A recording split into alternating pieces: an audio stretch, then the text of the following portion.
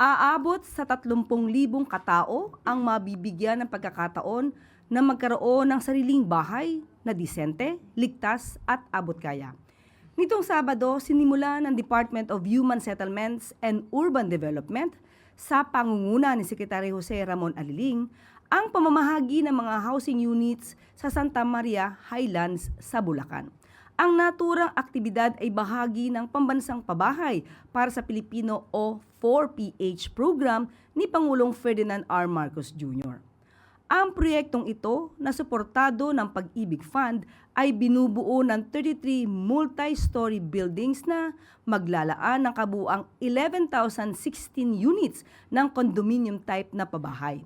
Bilang paunang turnover, aabot sa higit 1,000 working class individuals ang makakatanggap ng certificates at symbolic keys para sa kani-kanilang units na matatagpuan sa Barangay Katmon.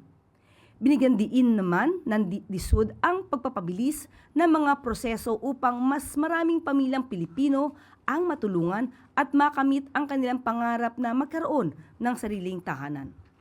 Sa ilalim ng bagong Pilipinas, prioridad ni Pangulong Marcos Jr. na mabigyan ng tahanan ang bawat pamilyang Pilipino.